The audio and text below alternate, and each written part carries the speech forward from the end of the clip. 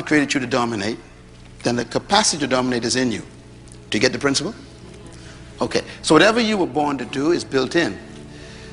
So here's what I want you to take a look at then. Conception does not guarantee manifestation. Now what I mean by that is, a bird and a fish were created by God. The fish was created to do what? Swim. So fish do not attend swimming lessons.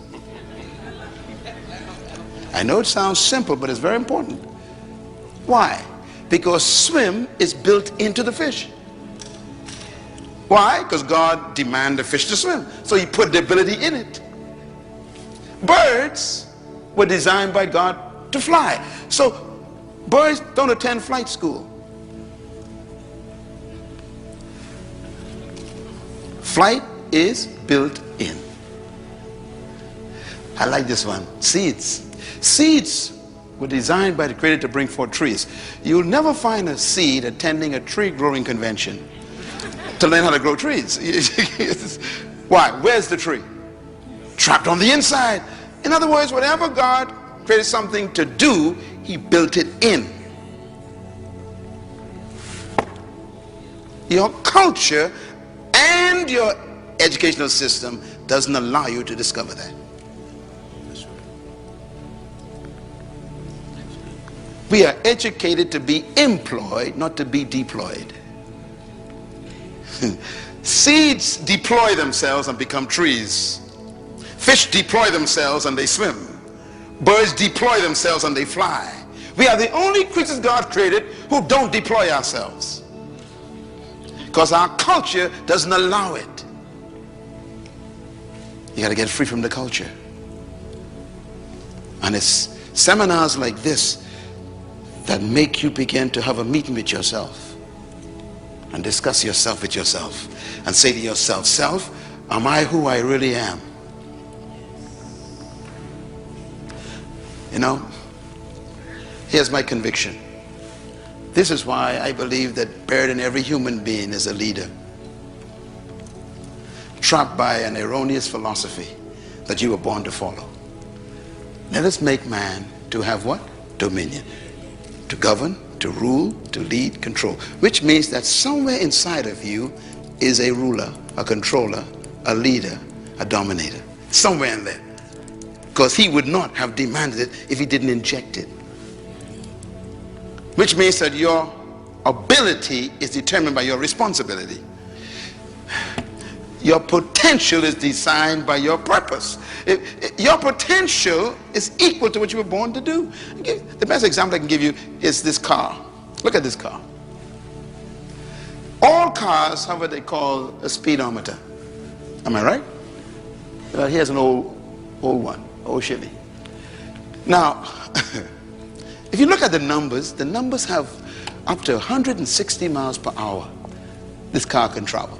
All of your cars have that kind of registration, sometimes 200, 180. Everybody got that, right? Okay. Now, when you bought the car, that was on the car. You bought the car with it. It was on it, 180 miles per hour. I'm getting ready to go, okay. I'm so excited. Okay, so you bought this car, you brought it home, and the manufacturer says this car can travel 180 miles per hour. How can the manufacturer put that on there? What makes him so sure that this vehicle could travel 180? That's the first question. The second question is, have you ever traveled 180 in that car? No. Let me tell you how stupid our philosophy of our countries are. We sell a car that could travel 180 and put a sign up 50 miles per hour. It's amazing, it's crazy. I don't understand it. I have no idea how they got this idea. I don't know where it comes from. But it tells you the nature of your culture. Don't try it. They give the company permission to build the capacity, but restricts your ability to use it. And you never thought about that. And that's the way they think about you.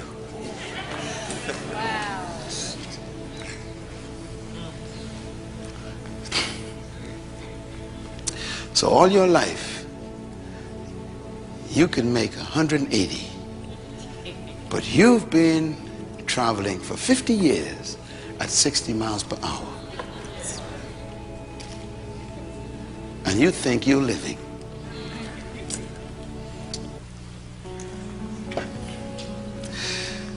The capacity is present.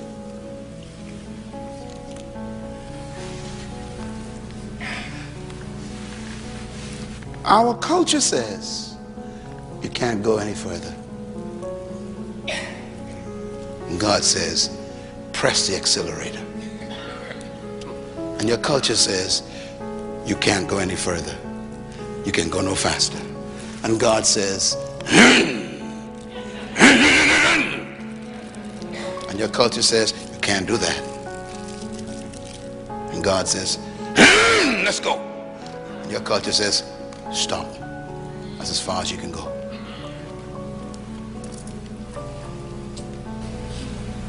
You got to make a decision tonight, see?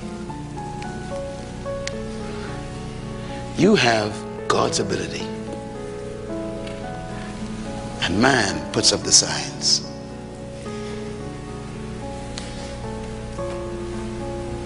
You're a follower. And God says you're a leader. You're an employee. And God says you're a controller. You are a subject. And God says you are a ruler.